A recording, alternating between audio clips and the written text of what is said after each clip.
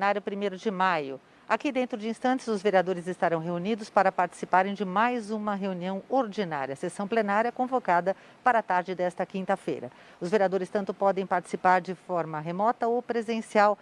Os vereadores também vão falar sobre assuntos pertinentes à cidade de São Paulo. Neste momento, eles já iniciam a registrar a presença no painel eletrônico. Assim que tivermos o quórum mínimo de vereadores presentes, teremos então a abertura oficial da sessão, onde os vereadores falam no pequeno, no grande expediente, além dos comunicados de liderança. Vamos acompanhar.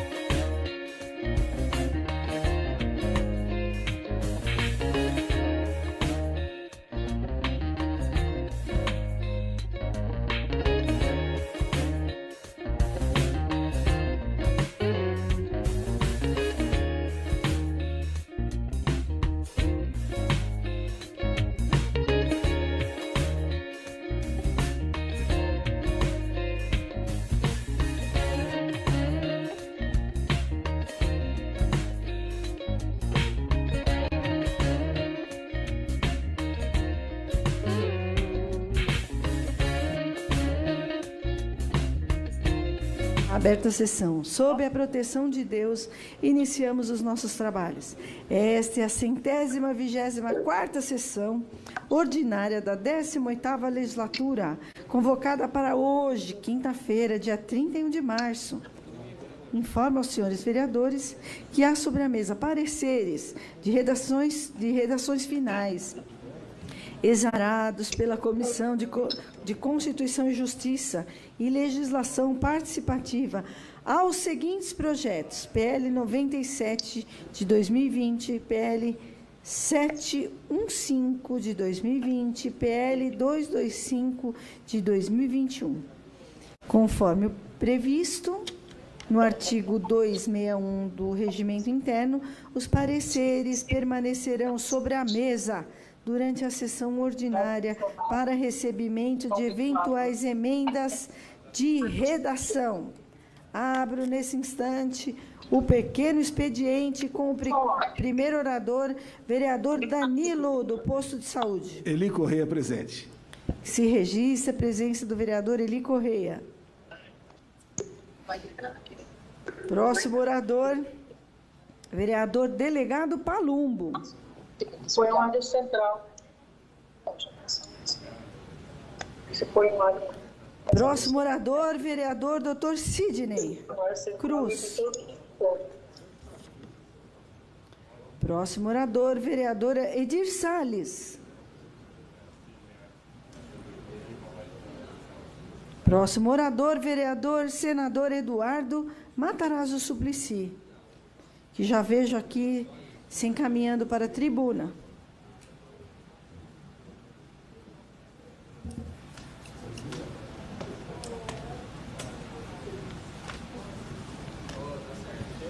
Senhora presidente, vereadora Ruth Costa, senhores vereadores, senhoras vereadoras, no dia de ontem, o ministro do Supremo Tribunal Federal, Luiz Roberto Barroso, prorrogou o prazo de suspensão de despejos e remoções em todo o território nacional para 30 de junho de 2022, em virtude da pandemia do coronavírus.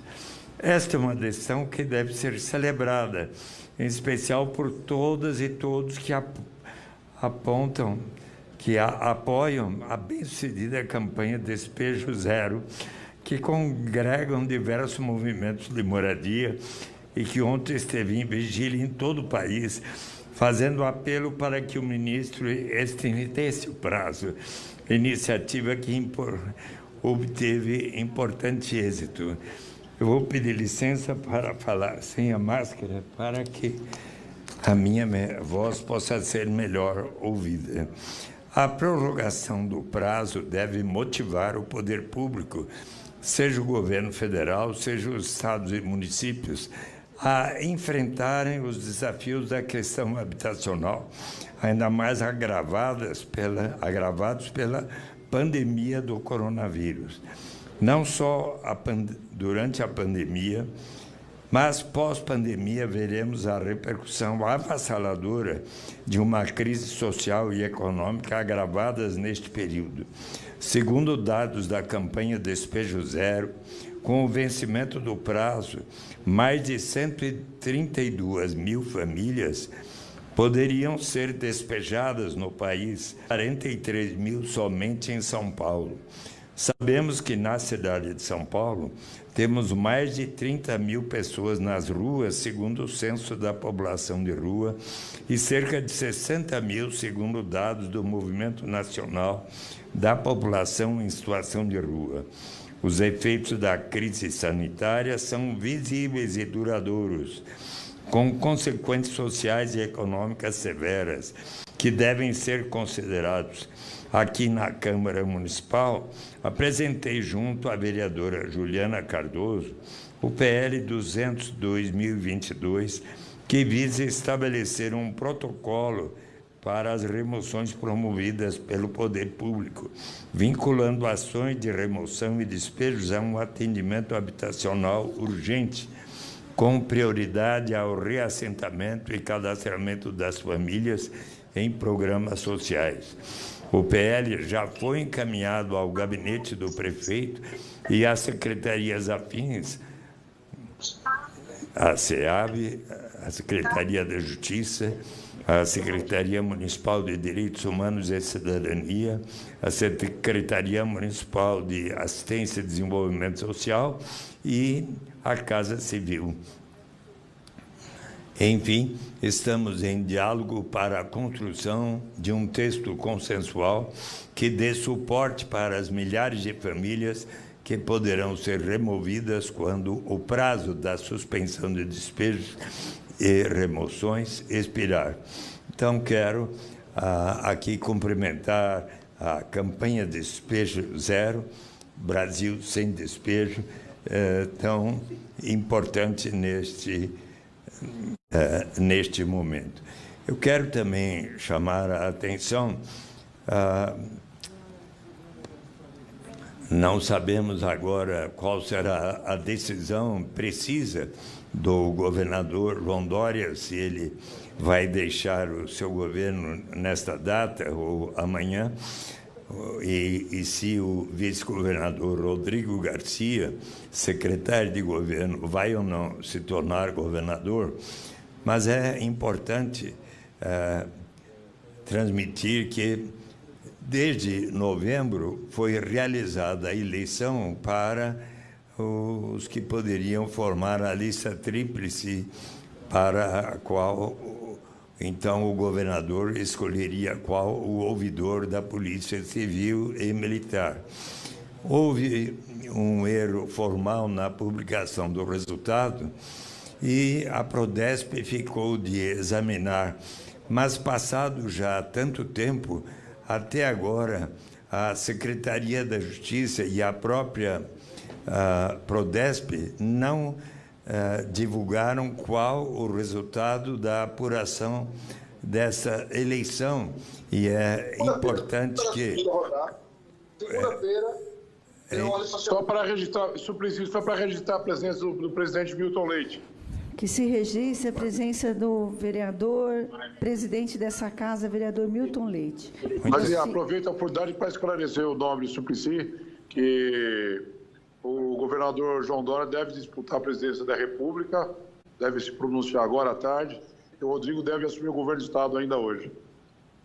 Ou seja, o governador João Dória decidiu que vai ser ou não candidato a presidente? É candidato a presidente da República. Continua candidato? Continua. E portanto, agora, então, o Rodrigo Garcia assume amanhã, se não hoje.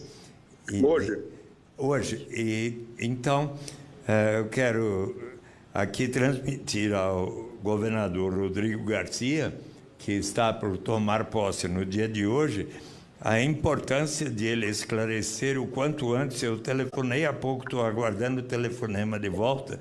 Deixa ele, o senador Suplicy, deixa ele... ele não pode responder pelos atos do governo sem que eu seja. É preciso que o Dória faça a renúncia e, tá bom, se ocorrer normal, é a data de hoje. Ocorrendo hoje, aí sim ele pode passar a responder. Seria indelicado da parte dele, se o senhor me perdoe, que ele responda por atos do governador sem selo. Então é bastante razoável que nós aguardemos hoje até o final de 16, 17 horas, quando deve ocorrer isso. Maravilha. Tá, então, vamos aguardar, governador, vamos aguardar isso. Se eu puder ter, inclusive, a colaboração do presidente Milton Leite para esclarecer por que a ouvidoria da Polícia Civil e Militar não está existindo. E então o governador Rodrigo Garcia... Em tempo oportuno ele vai responder essa matéria. Assim que estiver no cargo, ele não deixa ninguém, nem nada sem resposta. Maravilha. Vamos aguardar um pouco. O Dória também não deixa. Alguma coisa de desencontro de informação, ele haverá de responder. Com toda tranquilidade. Muito obrigado, Suplicy. Muito obrigado, presidente Milton Leite. Eu quero concluir dizendo que, neste 31 de março, eu aqui afirmo as minhas convicções sobre a importância da democracia, da liberdade, da disposição de todos nós, vereadores dessa cidade, de colaborarmos para a construção de um Brasil justo, civilizado, fraterno, onde todas as pessoas possam viver com dignidade e liberdade real. Muito obrigado Presidente Ruth Costa. Registre a presença do vereador Atílio Francisco. Que se registre a presença do vereador Atílio Francisco. Registro a presença do vereador André Santos. Que se registre a presença da vereadora Cris Monteiro. Cris Monteiro e André Santos. Próximo orador, vereadora Elaine, do Quilombo Periférico. Oi. Obrigada, presidente. Corrigi a tempo, Elaine, eu corrigi a tempo. A vida de morrer, Elaine. Adorei o seu visual. Parabéns. A Elaine está estilosa, né? Obrigada. Tá chique Está estilosa, Elaine. Tá chique hoje. Obrigada. Tem Vossa boa Excelência tarde, a palavra. Gente. Boa tarde a todos os meus colegas e colegas. Boa tarde às pessoas que nos assistem, né? Pela sessão, pela TV Câmara, né? Online, enfim. Boa tarde a todos. Eu vim hoje falar sobre o Carnaval. É uma coisa muito importante na minha vida, da minha família e de várias famílias da cidade de São Paulo. A gente está há 21 dias do Carnaval de São Paulo, né? Só que até o momento a gente não tem apresentado oficialmente um plano municipal de apoio aos blocos de rua. E a gente sabe o quanto o Carnaval de Rua de São Paulo cresceu, né, em níveis astronômicos, até desde a sua regulamentação em 2013, e do hiato que a gente teve por conta, e corretamente, né, da não realização do Carnaval por conta da pandemia do Covid-19.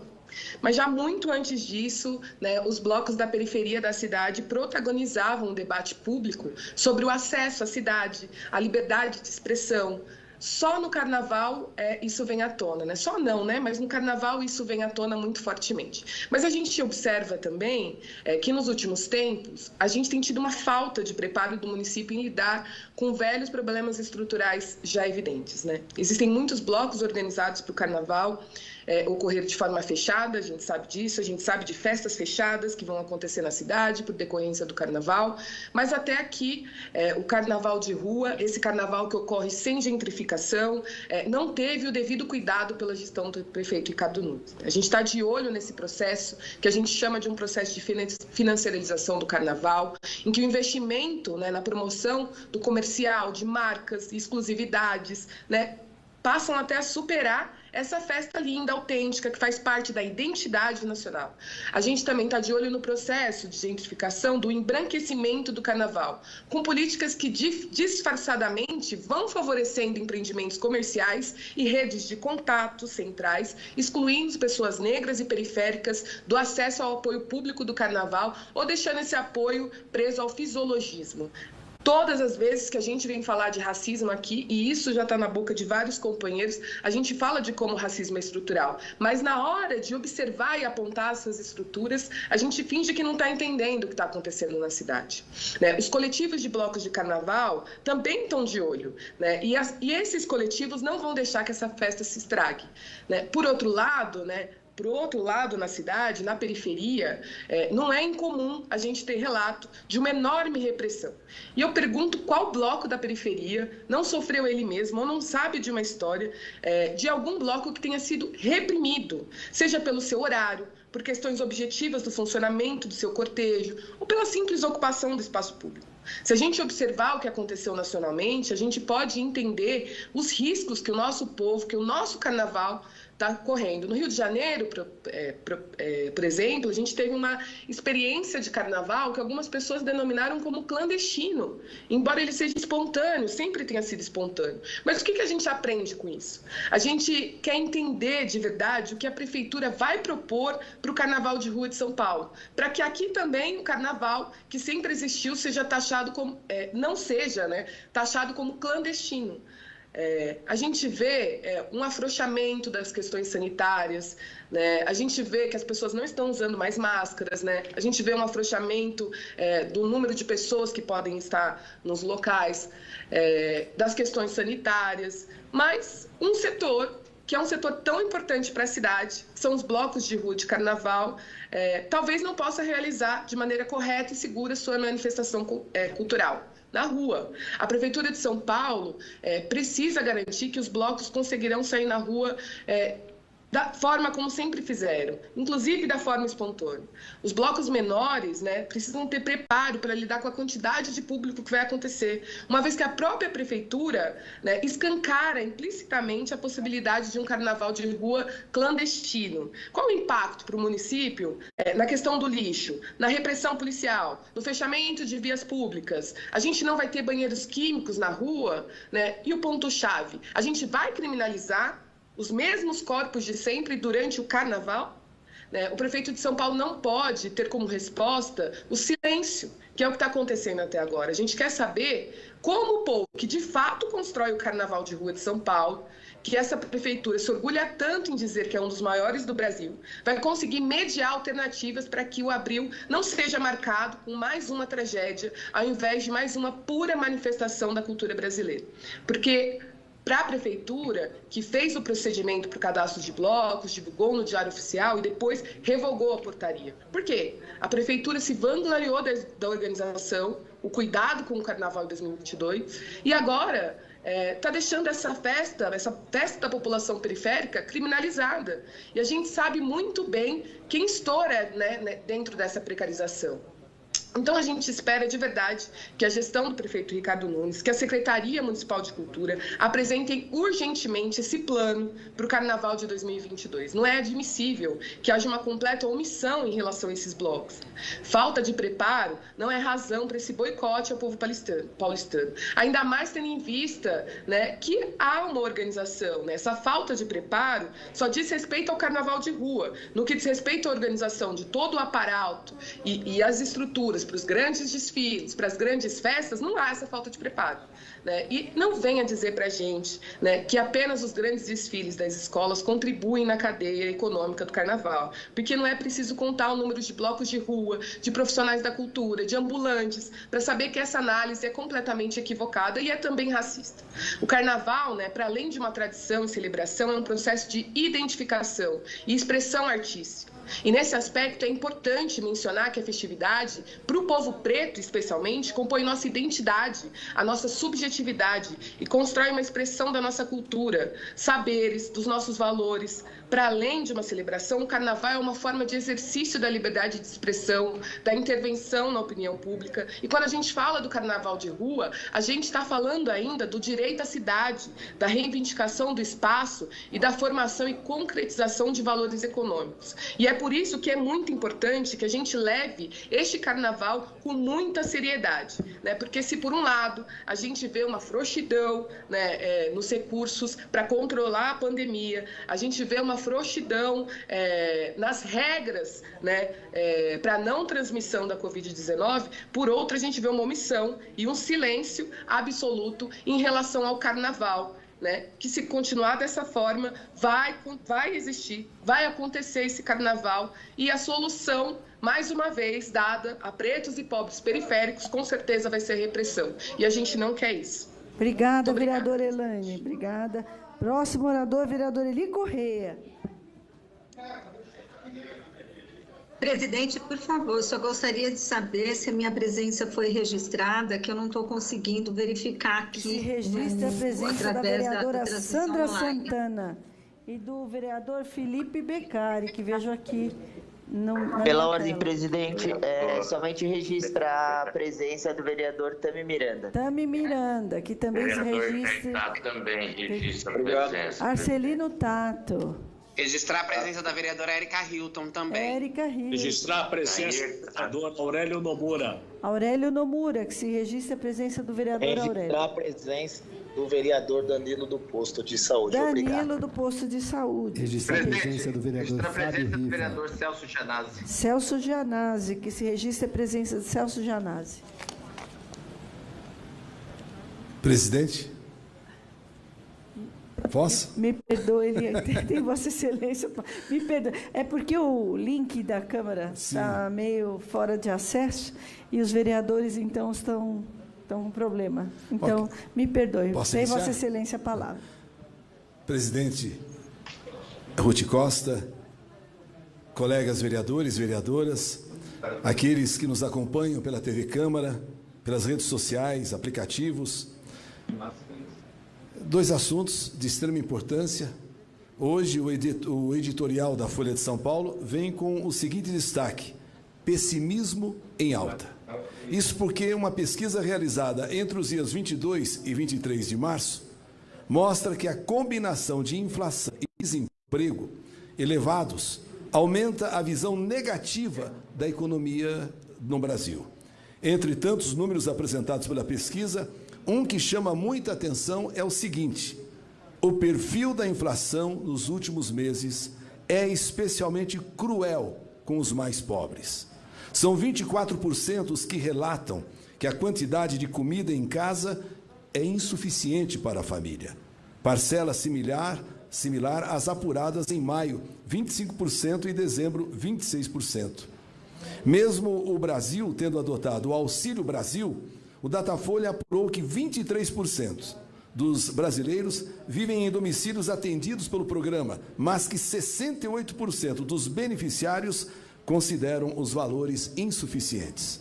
Vejam, estamos vendo cada vez mais nosso povo sem perspectiva de uma melhora na economia. E como se não bastasse, existe também um outro drama no nosso país. Uma outra pesquisa, essa do Instituto Polis, relaciona dados de ações de despejo e mortes pela Covid-19 e constata que periferias e região central tiveram mais ocorrências em 2020 e 2021. A população de negros e as famílias chefiadas por mulheres com renda de até 3 salários mínimos em São Paulo foram as mais afetadas, atingidas com ações de despejo na pandemia. Também as que mais morreram pela Covid-19. Isso é o que mostra a pesquisa do Instituto Polis, que cruzou dados do Observatório de Remoções da USP, com taxas de mortalidade por Covid na capital entre 2020 e 2021 e com informações do Censo Demográfico do IBGE de 2010. As informações foram divulgadas na coluna de Mônica Bergon. A região central e as periferias da cidade aparecem nos 2 mapas. É onde mais acontecem ações de despejo e onde os óbitos por Covid são proporcionalmente maiores. Por isso, quero aqui cumprimentar a sensibilidade do ministro Barroso, do Supremo Tribunal Federal, e suspender os despejos, cuja suspensão terminariam hoje. E ele, então, entendeu que, mesmo que nós não estejamos no alto da pandemia, no número maior da pandemia, ele entendeu que é justo e necessário suspender os despejos, pelo menos no momento. E, inclusive, mesmo em meio à pandemia, em que a moradia é uma estrutura básica para a adoção de medidas de prevenção sanitária, as famílias seguem ameaçadas de despejo. Não necessariamente agora, porque já que o ministro suspendeu, melhor dizendo, os despejos que aconteceriam a partir de amanhã, provavelmente.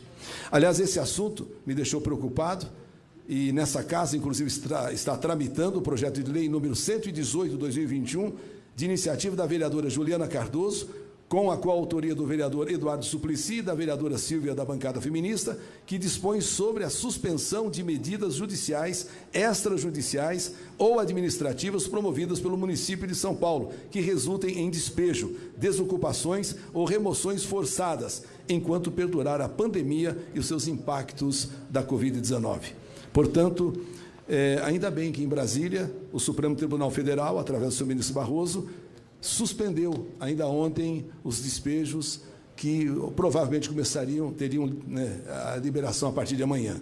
E aqui nessa casa, há a tramitação desse projeto de lei da Juliana Cardoso, que olha também para essas pessoas mais carentes e mais necessitadas. E não é difícil você ver essa necessidade por São Paulo afora. Nas suas tendas, vamos dizer assim, a cidade das tendas, a cidade das barracas, por onde se vai, se vê ali a miséria, se vê a necessidade, e a gente deveria e precisaríamos fazer alguma coisa para minorar esse sofrimento, amenizar essa dor dessas pessoas mais carentes. E por isso eu estou aqui cumprimentando a ação do ministro Barroso do Supremo pela suspensão que daria-se início a partir de amanhã dos despejos que obviamente aconteceriam. Portanto, obrigado a todos e vamos torcer para a economia melhorar e a situação do povo também melhorar um pouco mais. Obrigado, presidente. Obrigada, vereador Eli Correia. Próximo orador, vereador Eliseu Gabriel. Próximo orador, vereadora Eli Teruel. Próximo orador, vereadora Érica Hilton. Próximo orador, vereador Fábio Riva.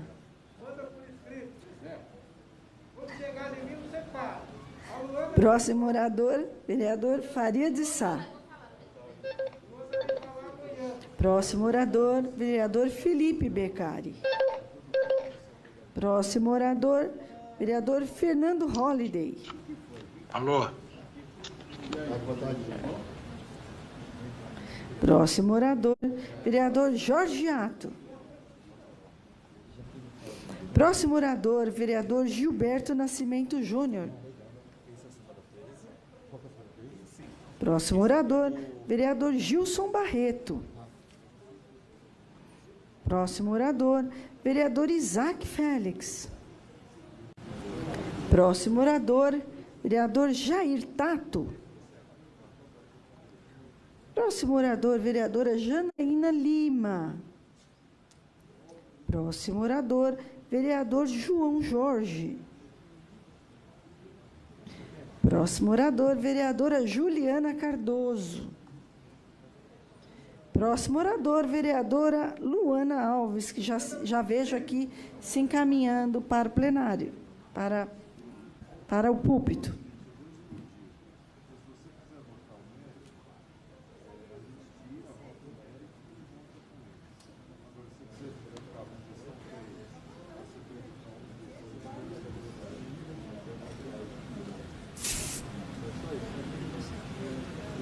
Boa tarde, presidente. Boa tarde, meus colegas vereadores que estão presentes aqui no plenário. Boa tarde, público que nos assiste pela TV Câmara.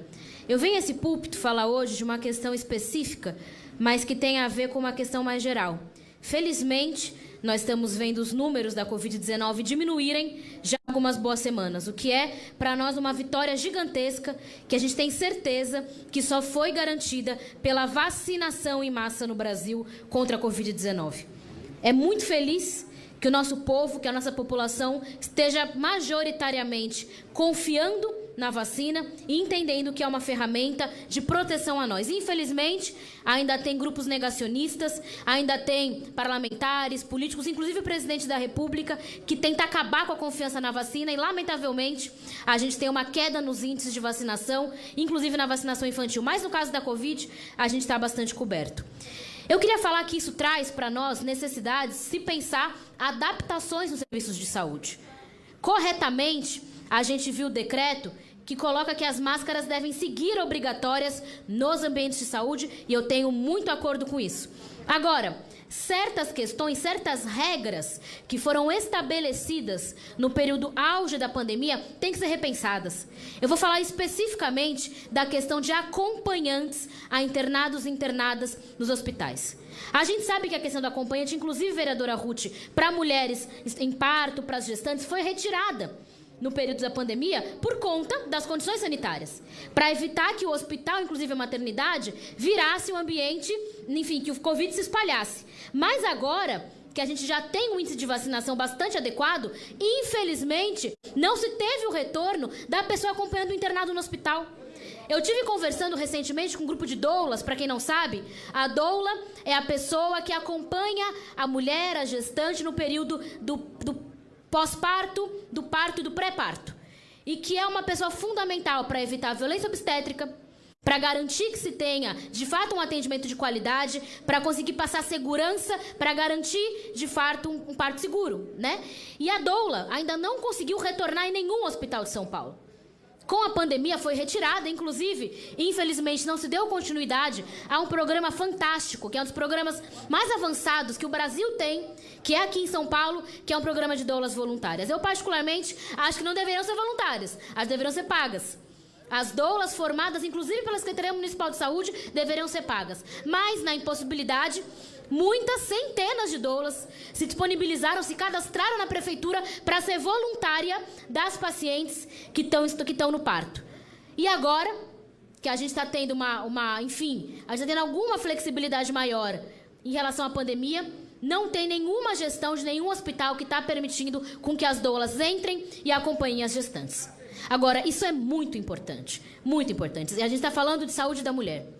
A gente sabe que uma das desgraças da pandemia foi a situação de retroceder a situação das mulheres. Retrocedeu. Retrocedeu do ponto de vista do trabalho, do ponto de vista econômico, do ponto de vista social. A gente viu um aumento gigantesco dos casos de violência contra a mulher, porque na pandemia as mulheres ficando dentro de casa, muitas vezes ficando à mercê de relacionamentos violentos, foram, infelizmente, mais violentadas, teve um aumento geral no número de denúncias e de investigações. Isso, inclusive, se refletiu na violência obstétrica. A presença da doula, acompanhando a gestante, é muito, muito, muito fundamental. E eu aqui gostaria de trazer esse assunto para os senhores, porque eu acho que tem que passar por essa Câmara uma movimentação para a gente conseguir modificar essa regra que os hospitais estabeleceram durante o auge da pandemia de não permitir o acompanhante. Isso tem que ser retirado porque isso está prejudicando inúmeros pacientes em geral, internados em geral, mas em especial, a parte mais crítica é a questão do parto. Que não se tem acompanhante, muitas passam por violência obstétrica, não tem ninguém ali ao seu lado para dar mão. Então eu gostaria de falar sobre esse assunto, que é um assunto que é de máxima importância, é sobre saúde da mulher, e peço para que os senhores vereadores também se engajem nessa situação, nesse ponto, e nos ajude, né? Em especial as minhas colegas mulheres, para que a gente consiga reverter essa situação. Obrigada. Próximo orador é...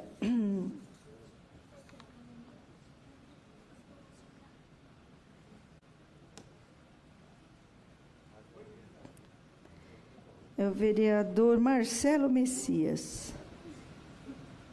Próximo é o Marlon Luz. Próximo orador, vereador Milton Ferreira. Próximo orador, vereador Milton Leite, presidente dessa casa. Próximo orador, vereador Paulo Frange. Próximo orador, vereador professor Toninho Vespoli.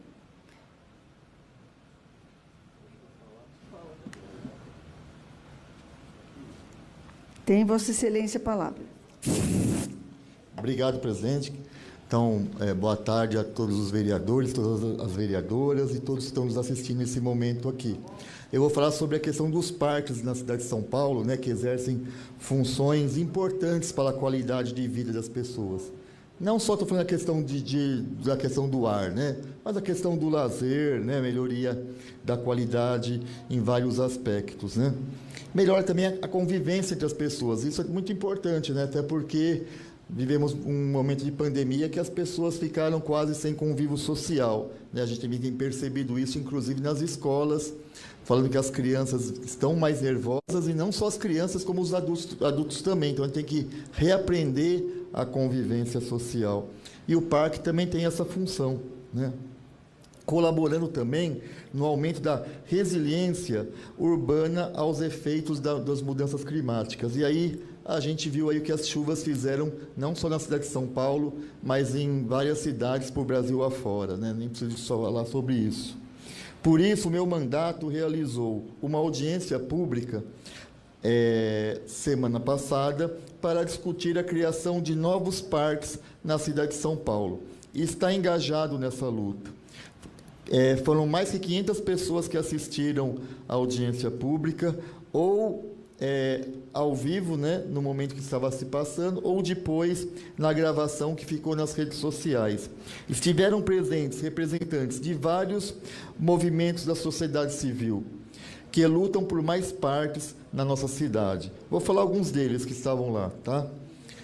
Parque da Fonte, Parque da Moca, Parque da Vila Ema, Parque da Cabeceiras do Caboré, Parque da Borda da Cantareira, Parque do Rio Bexiga, Parque da Casa Verde, Parque Fazenda da Juta, Parque Peruche, Parque da Casa Verde, Parque Itapaiúna, Parque Mata Esmeralda, Parque Caxingui. O plano diretor demarcou a criação de 167 novos parques na nossa cidade. Mas, passado 8 anos, gente, 8 anos, nem 10% desses parques saíram do papel, foram implementados. Então, fico imaginando, né, se era para implementar esses parques até o final do PDE, né, logo, né, Senival, se em 10 anos, ou se em 8 anos fez nem 10%, não é 5 anos aí praticamente restante que vai fazer muito mais. E é por isso que a gente fez a audiência pública, para fazer a sociedade civil cobrar das secretarias, tanto da Secretaria de Licenciamento como a Secretaria de Verde e Meio Ambiente, né? Mas, para piorar esse cenário, o programa de metas da Prefeitura prevê somente 8 parques que serão implementados. O descompasso é muito grande, gente, né? De 167 e só tem no plano de metas 8. Quer dizer, nem a própria Prefeitura, né, segue a orientação do plano diretor estratégico, porque deveria, né, no seu plano de metas, está muito mais implementação de parques do que simplesmente 8. Então, a gente precisa dar continuidade a essa luta por mais parques, né? E dá para fazer. O Eduardo Jorge, que foi o secretário de Verde e Meio Ambiente, em 2 gestões, ele chegou a 100 parques na cidade de São Paulo, né? Implementou mais que 66 parques, se eu não me engano. Isso também em um período aí de 2 gestões. Então, se o secretário anterior conseguiu, né, se tiver vontade política, né, e agora mais, que a Secretaria do Verde e Meio Ambiente, esse ano, teve uma verba considerável de aumento no seu orçamento, né? Estou vendo o Atílio ali, o vereador Atílio, que foi o relator do orçamento. O vereador Atílio sabe até melhor do que eu, né, que até pela competência do vereador Atílio, conseguiu aí aumentar bastante a verba do Verde e Meio Ambiente na cidade de São Paulo.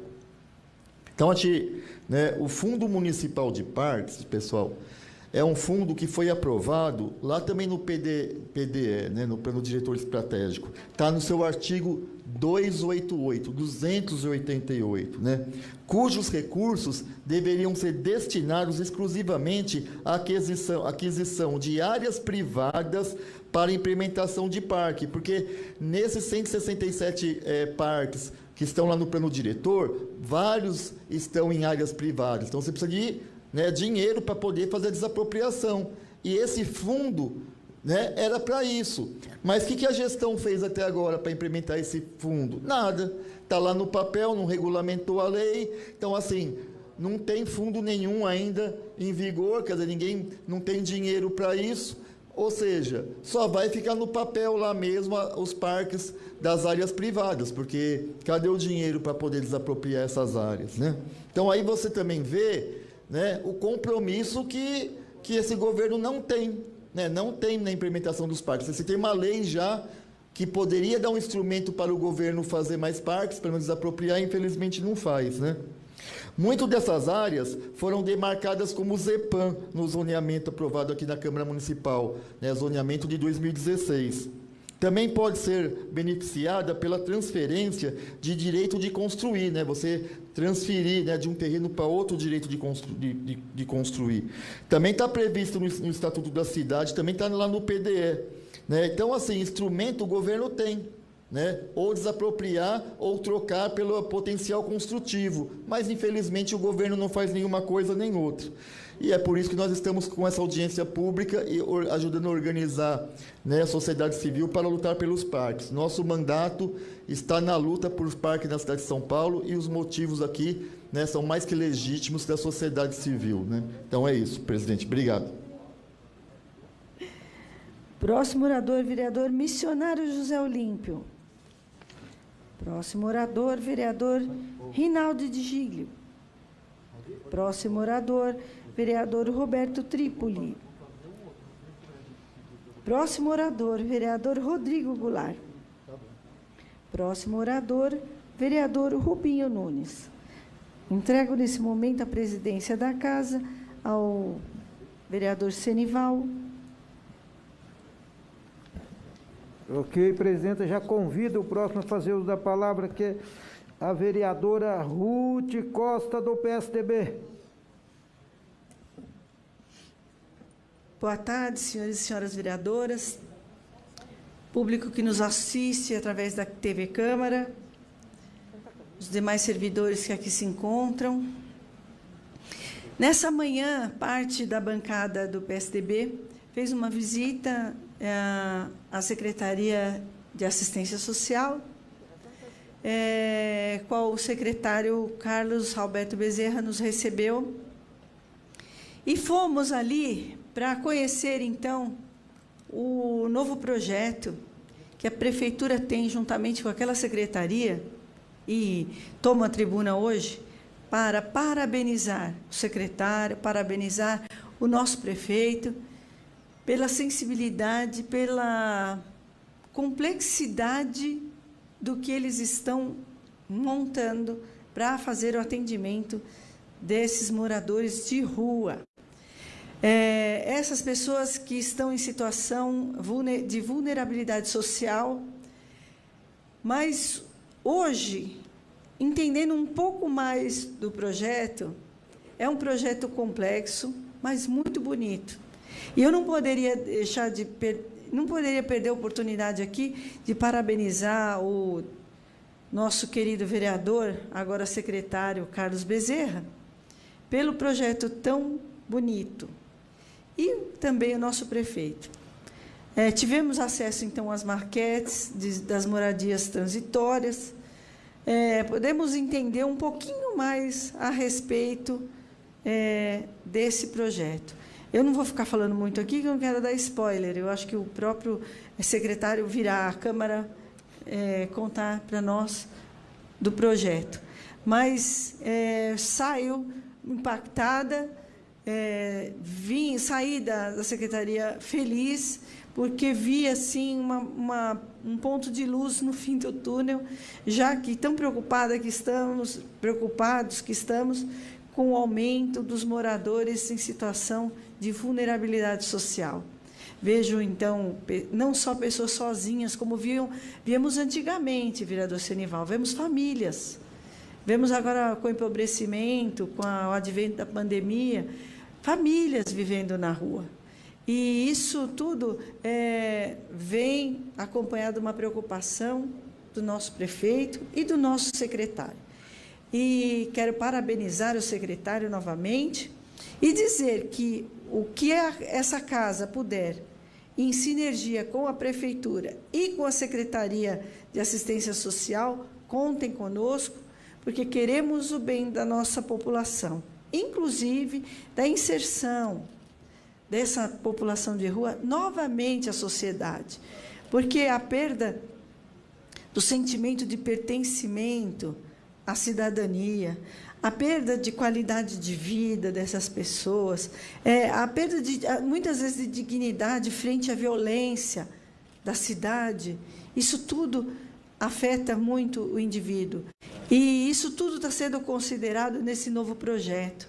Então, eu não poderia deixar de falar da importância desse projeto para a cidade e parabenizar o nosso prefeito, Ricardo Nunes, pela sensibilidade.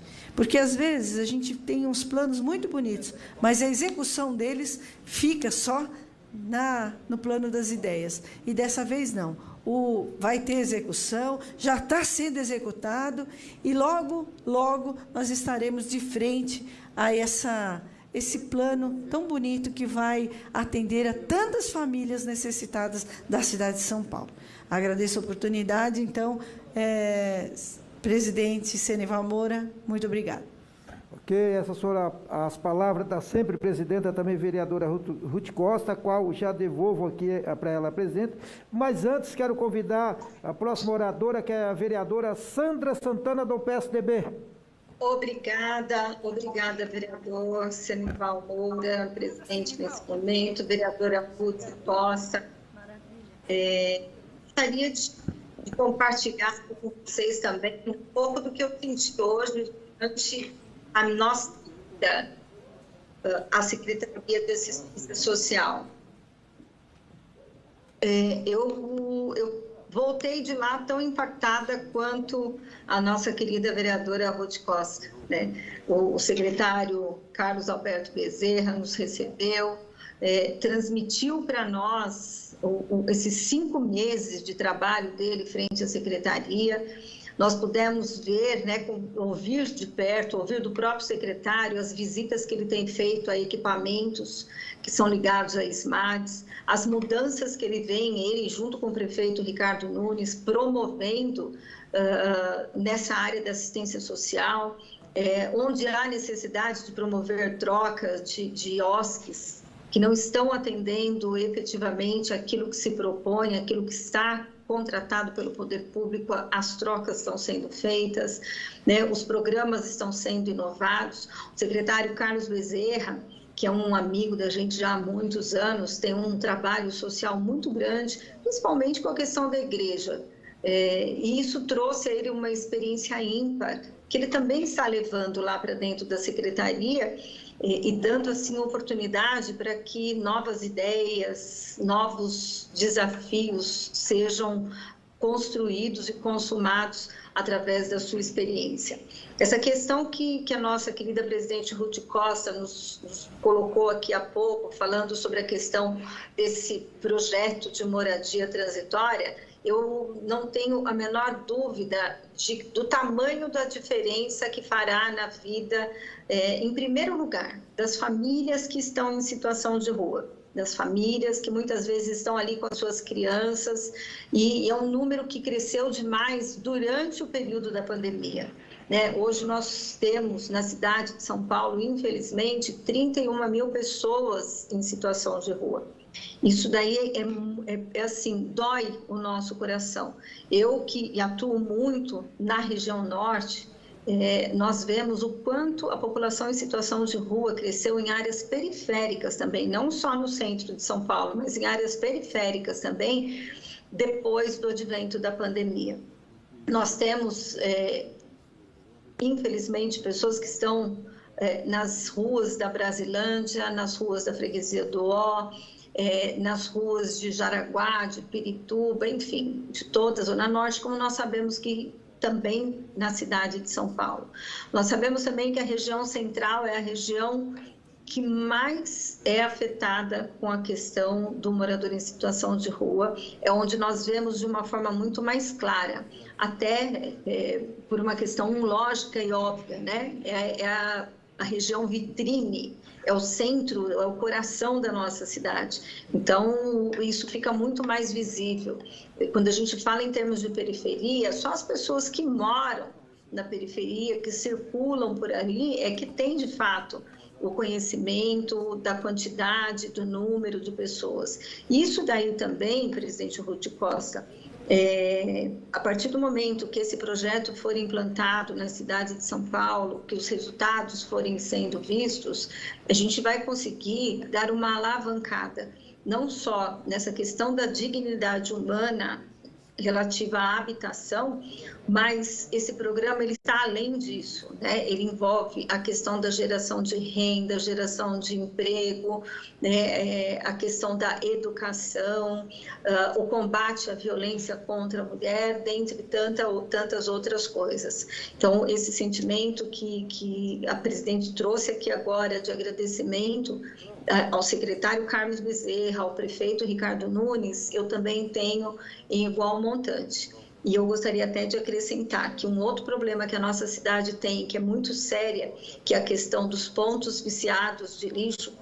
Eu, essa semana, passei às 9 horas da noite, ali na região da Brasilândia, a subprefeitura, a empresa prestadora de serviço, estava eliminando um dos pontos viciados gigantes que tem ali. Fiquei muito feliz, tem um vídeo, depois, próxima semana, eu quero, inclusive, compartilhar esse assunto com imagens, mostrando a prefeitura trabalhando, né? Mostrando, inclusive, diariamente a prefeitura trabalhando, mas esse caso específico, no dia seguinte, às 9 horas da manhã, aquele local já estava novamente tomado por lixo.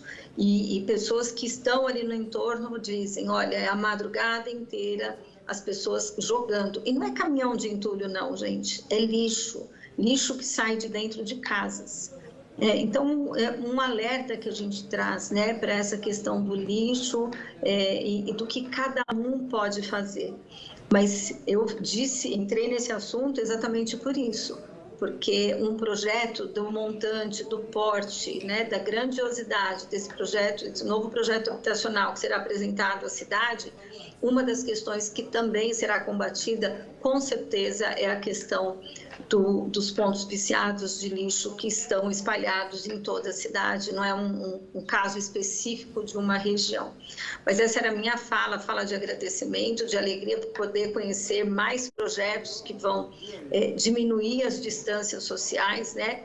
Trazer a igualdade social para a nossa cidade e deixar aqui o meu carinho, o meu abraço a todos que estão nos assistindo, aos colegas que estão no plenário, aqueles que estão nas mídias sociais, e um agradecimento especial ao nosso querido secretário Carlos Bezerra e ao nosso prefeito Ricardo Nunes. Obrigada, presidente.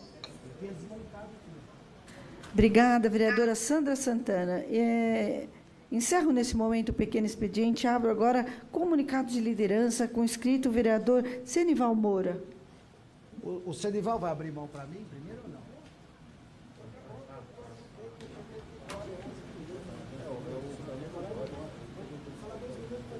Fala. Deixa o Senival vai deixar ele falar 2 minutos e embora. Eu vou falar assim. Pode falar, então fala, por favor. Então, nesse momento, o vereador Senival e o Camilo trocaram aqui de posicionamento. Quem vai falar primeiro é o vereador Camilo Cristóvão. Obrigado, vereador Senival. Obrigado, senhora presidente, senhores vereadores. CPI, vereador Toninho. Vossa Excelência, que foi tão importante abrindo mão e deixando que outro partido indicasse um vereador para a CPI, e a CPI começa a dar resultados da falsificação, da sonegação, da evasão e da pirataria. A família Lauquinchon tentou uma liminar para não vir depor. Eles perderam. Dia seguinte entraram com HC, não deu nem 24 horas, perderam novamente. Em menos de 24 horas entraram com o 3º HC e perderam novamente. E hoje eles entraram colocando a decisão de um juiz, senhora presidente, em suspeita. Eles apanharam de 3-0 dos desembargadores do TJ, dando à CPI a autoridade que ela merece, e eles vão ter que vir depor. E eles estão tão desesperados que eles foram ao 12º Delegacia de Polícia do Pari me denunciar por abuso de autoridade. Aí como que um vereador que vai numa operação com 14 órgãos, senhor vereador Toninho, estadual e municipal, pode ter abuso de autoridade se eu não tenho poder sobre esses órgãos? CONTRU, PROCON, Polícia Militar, Guarda Civil Metropolitana, ISS, CET, Subprefeitura da Sé, comandada por um coronel, ex-comandante-geral da PM, Subprefeitura da Moca, comandada por um ex-subcomandante da PM. Como é que eu posso ter abuso de autoridade, senhora presidente? E a senhora conhece muito bem aquela região do Belém, aquela região toda. Como é que eu posso ter abuso de autoridade? E o delegado conclui em 35 dias me denunciando por abuso de autoridade e dizendo que eu não fui aceitar o indiciamento. Eu nem fui chamado. Então, tem coisas aí por trás. Forças terríveis, como dizia o ex-presidente Jânio Quadros. Forças terríveis verdes, que se produz nos Estados Unidos da América. Forças terríveis de papel verde, que é muito estranho a gente ver a atitude de uma autoridade policial. E nós consultando hoje esses grandes, essas procuradoras dessa casa, esses procuradores, eles olham isso e eles dizem, que absurdo. Como é difícil, vereador Toninho, presidente Ruth, fazer o certo. Como é difícil defender o certo nesse país. Quanto que eu avisei contra o Dória, quanto que eu falei que o Dória ia ser a maior estelionato que esse Estado já podia ter elegido. E hoje mostram que o João Dória, de traído, virou traidor. Ele traiu o Geraldo Alckmin, ele traiu a cidade de São Paulo, ele traiu o Márcio França, ele traiu o Estado de São Paulo, e ele traiu, que gosta ou não gosta, do presidente Bolsonaro, porque ele usou o Bolsodória. Então, como é difícil nós falarmos a verdade e fazermos o certo. Era isso que eu tinha que falar, minha querida presidente Ruth, e que seus votos todos migrem para este vereador, e muito obrigado por me prestar esses 5 minutos, e agradecer o vereador Senival, que é um dos maiores especialistas em transporte dessa cidade, presidente da Comissão de Transporte e Trânsito, e me conceder esses 5 minutos. Mas eu vou falar mais 5 minutos. Muito obrigado. Obrigada, vereador Camilo Cristófaro, sempre efusivo em suas palavras. Nosso morador, vereador Senival Moura. Pela ordem, vereador Senival Moura e vereadora presidente Ruth Costa, nós estamos recebendo, nesse instante, o presidente da Câmara Municipal de Joinville, em Santa Catarina, o vereador Maurício Peixer, que hoje está nos visitando hoje, esteve acompanhado de cerca de 10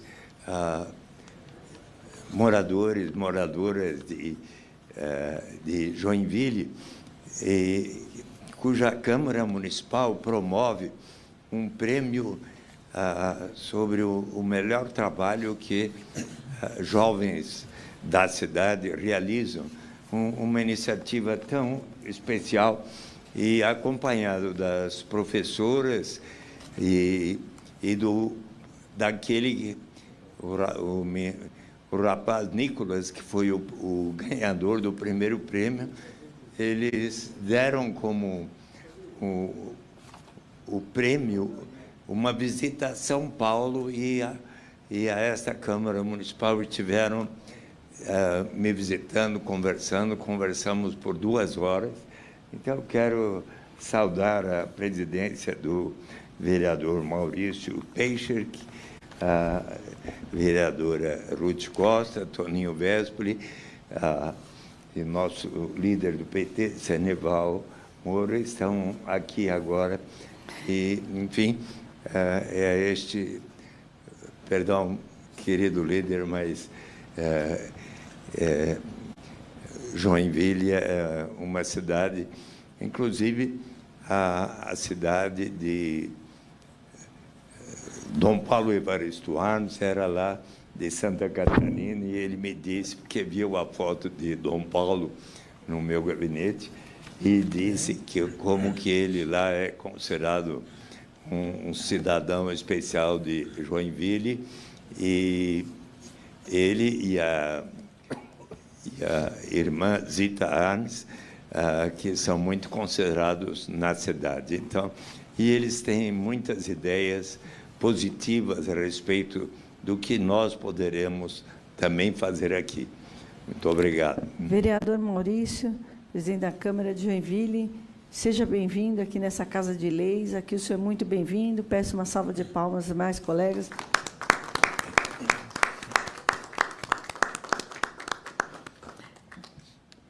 Já reintegro a Vossa Excelência, vereador Senival Moura, a palavra. Ok, muito obrigado, presidenta. Quero aproveitar a oportunidade para cumprimentar todos, saudar aqui o presidente da Câmara, vereador Maurício, dizer que a grande satisfação aqui da Câmara Municipal de São Paulo, dos vereadores, recebê-lo no dia de hoje, especialmente acompanhado do nosso sempre senador Eduardo Suplicy. Seja bem-vindo, Maurício. Obrigado. Presidenta, hoje eu quero falar um pouco sobre os momentos difíceis que passamos. Há 58 anos, o golpe civil, empresarial e militar estabeleceu, entre aspas, o silêncio como barulho. Em nosso país, com desrespeito à Constituição, sem eleições democráticas, o Congresso foi fechado, a imprensa censurada e a sistemática perseguição, tortura e assassinato de opositores. Um período em que o país era devastado pela miséria, hiperinflação, sem perspectiva de futuro para milhares de brasileiras e brasileiros. Éramos, entre aspas, uma republiqueta, com muito autoritarismo e quase nada de política pública. E não nos espanta e nos entristece que o atual presidente da República do Brasil tenha familiaridade, espasmos de afeto com o período tão triste e sensível para o povo brasileiro.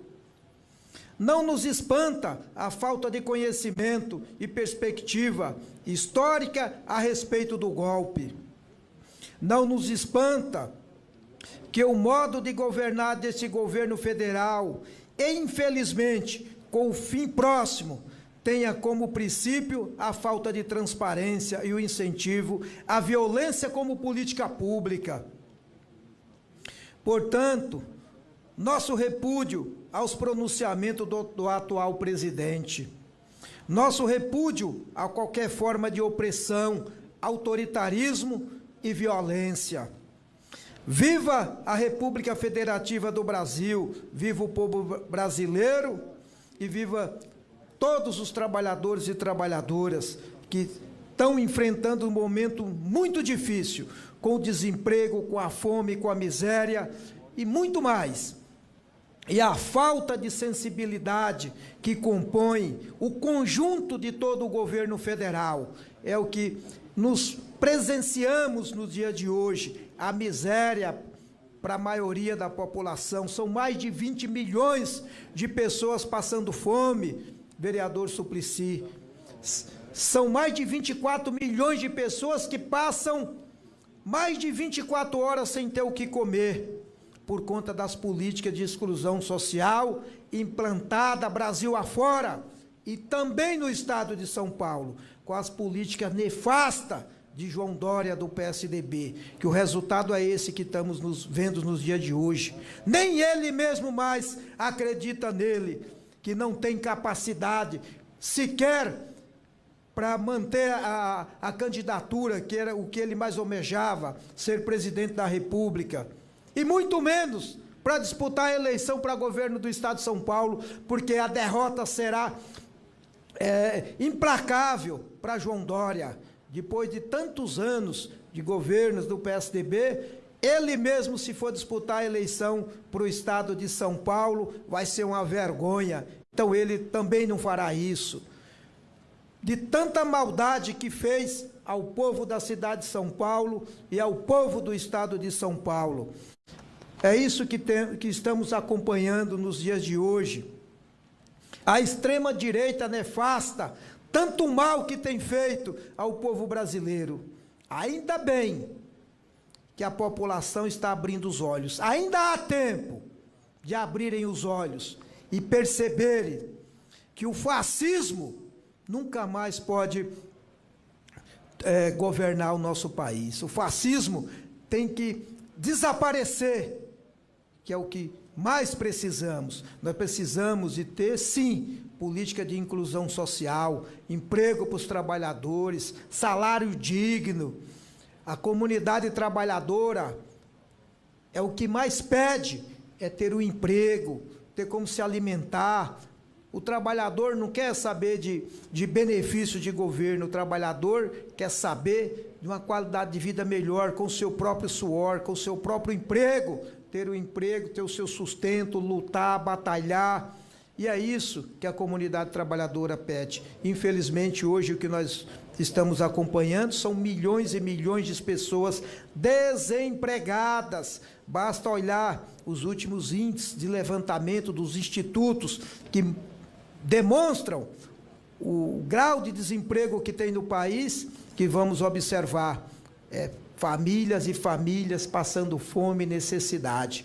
Então, é muito triste o que acabei de dizer, mas, infelizmente, é a realidade que estamos enfrentando nos dias de hoje. Muito obrigado, presidenta. Próximo orador, vereador Toninho Vespoli.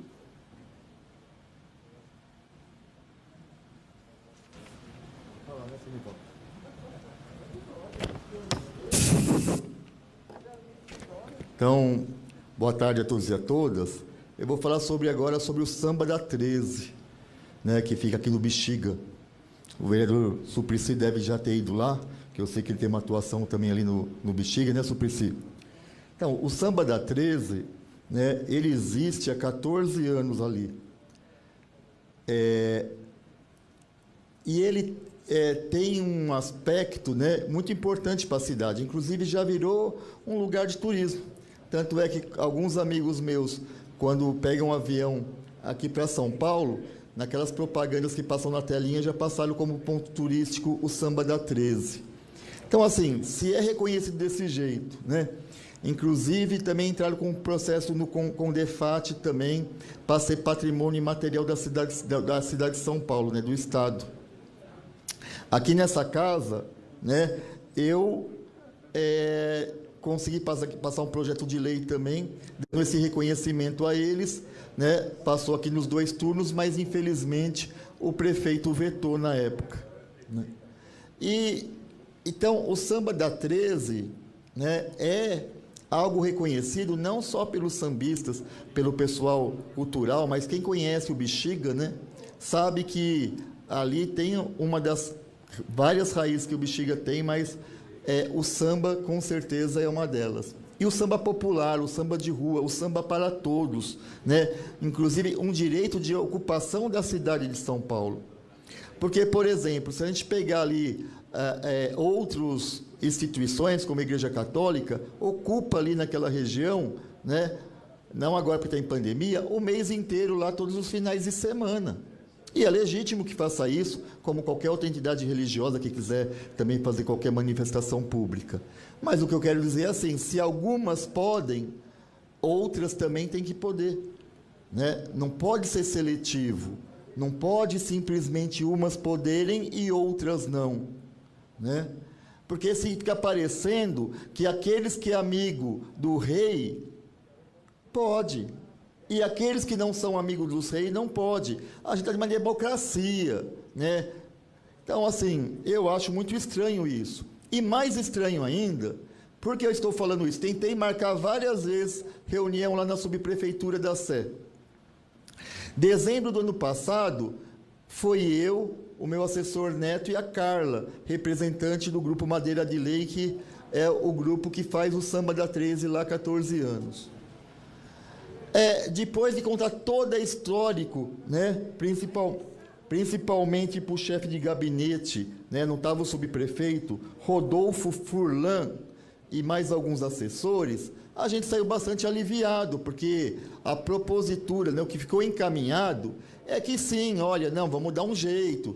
Tem outras questões lá no Bexiga que tem que ser respeitado. A própria igreja, inclusive, o pessoal do Samba da 13 nunca começou o samba, né, do horário de missa. Sempre esperou acabar a missa da igreja ali, porque o samba é praticamente na frente da igreja quase, para não atrapalhar a missa. E ninguém precisou de pedir isso para eles. Isso aí é uma questão de um bom convívio com a comunidade. Eles mesmos se tocaram e falaram, não, vamos aqui só fazer o samba depois que acabar a missa, né?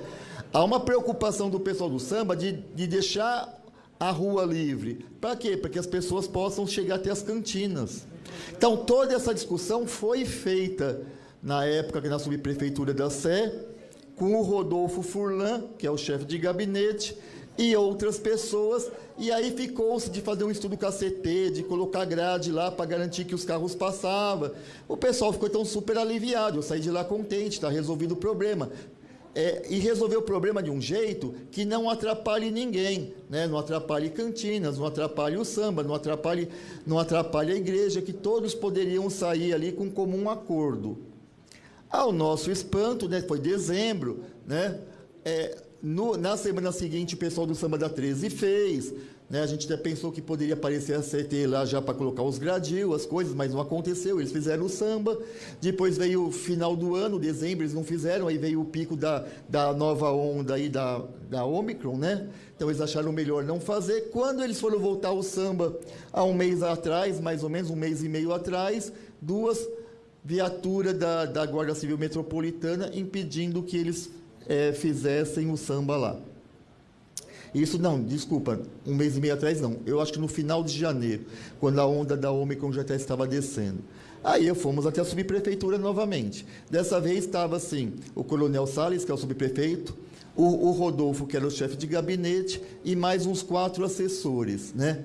E do nosso lado estava novamente meu assessor Neto, a Carlinha representando novamente. A conversa, né, passou da água para o vinho, modificou totalmente. Ah, mas vocês não podem. Ah, não, mas está obstruindo a calçada. Ah, não, então vocês entrem com pedido formal aqui, mas deu para perceber assim, entrem com pedido formal que nós vamos negar, né? E eu escutei o tempo todo eles falando, fiquei quieto, porque eles estavam falando, eu tenho que escutar a versão deles, né? Quem falava mais, no caso, era o subprefeito. E aí, quando chegou a minha vez de falar, eu comecei falando que, olha, contando o histórico de tudo que aconteceu lá. E aí, quando eu fui falando para eles, né, porque o chefe de gabinete falou 2 coisas, que ele foi maltratado quando foi lá e que o acordo era para que não se fizesse o Samba da 13, né, enquanto não havia a CT não fizesse um plano lá, né, para que ninguém saísse até ferido, tal, porque o pessoal realmente acaba pegando parte da rua. Aí eu fui falando para o subprefeito, porque eu achei que o subprefeito ali estava muito mal informado pelo seu chefe de gabinete. E aí eu peguei e falei, quando eu comecei a falar que o que aconteceu na reunião passada, o próprio chefe de gabinete estava me interrompendo toda hora, não deixando eu dialogar e falar a nossa versão, né? E aí foi onde eu não aguentei, que eu achei que foi um total desrespeito, levantei na mesa e falei, bom, aqui não tem mais conversa, e literalmente declarei guerra, porque se tem uma coisa que eu não vou deixar, o pessoal que me conhece, eu sou de boa, eu dialogo bastante, mas o desrespeito que foi feito com o Samba da 13, isso é inadmissível. É inadmissível porque aquilo ali é um espaço público, aonde os pobres e negros dessa cidade têm direito de usufruir dessa cidade. Para mim, a subprefeitura está sendo higienista, não quer pobre, porque ali ninguém paga nada, e ataca principalmente no bairro da Bexiga, e eu sou descendente de italiano, mas a maioria ali das cantinas tem descendência de italiana, que não querem negros ali naquele bairro, circulando ali, fazendo o seu samba, que é algo culturalmente que vem com pilares de África. Então, assim, né, nós já acionamos a grande imprensa, a Folha de São Paulo já fez matéria sobre isso, eu estou com um abaixo-assinado virtual que nós estamos arrecadando assim, milhares de assinaturas para falar que o Samba da 13 fica, né? Uma das questões que nosso mandato, quem acompanhou o meu mandato de fiscalização, eu fiscalizei bastante a área da saúde esses 2 anos, só que agora esse ano a nossa prioridade é fiscalizar os contratos da subprefeitura e nós vamos fiscalizar primeiro o da Sé, inclusive já começamos a fazer isso, temos indícios inclusive de bastante coisas erradas nesse contrato e nós vamos estar apontando tudo isso aí para o TCM. Se o subprefeito da Sé quer guerra, eu não gostaria de fazer isso, não é meu método de trabalho, mas a gente também sabe brigar e geralmente quando a gente briga, a gente vai até o fim. Porque nós não vamos deixar ter, na cidade de São Paulo, século XXI, discriminar o samba, discriminar os pobres e discriminar o negro, como, no nosso ponto de vista, está acontecendo. E eu tenho certeza que o prefeito Ricardo Nunes não concorda com esse tipo de atitude. Muito obrigado, presidente. Obrigada, vereador Toninho Vespoli. Encerro nesse momento, por falta de inscrição, o comunicado de liderança. Passemos na forma regimental o prolongamento do expediente. Submeto ao plenário a votação da leitura dos papéis. Há votos. Os senhores vereadores favoráveis à leitura de papéis permaneçam como estão. Está aprovado. Submeto ao plenário o adiamento do restante do prolongamento do expediente. Há votos. Os vereadores que concordarem com o adiamento permaneçam como estão. Aprovado. Encerro, nesse momento, o prolongamento do expediente.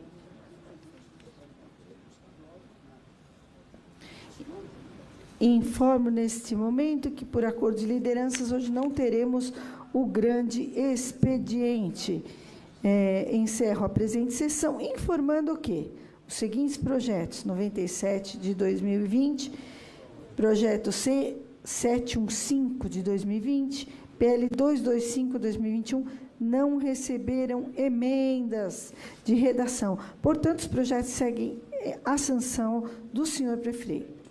Esta presidência convoca a próxima sessão ordinária para terça-feira, dia 5 de abril de 2022, às 15 horas, com pauta a ser publicada no Diário Oficial. Relembro a convocação de 5 extraordinárias logo após a sessão ordinária. 5 sessões extraordinárias aos 5 minutos de quarta-feira, dia 6 de abril. 5 sessões extraordinárias logo após a sessão ordinária de quarta-feira, dia 6 de abril, e mais 5 sessões extraordinárias aos 5 minutos de quinta-feira, dia 7 de abril. Todas as sessões com pautas a serem publicadas no Diário Oficial. Estamos encerrando os nossos trabalhos. Agradeço o empenho de todos nessa tarde de hoje. Boa tarde. Final da sessão plenária. Lembramos a todos que o que acontece na Câmara Municipal você tem acesso através do portal São Paulo SP Lege BR e também nas nossas redes sociais. Continue acompanhando a nossa programação aqui na TV Câmara São Paulo. Assista, fique sabendo. Uma boa tarde a todos.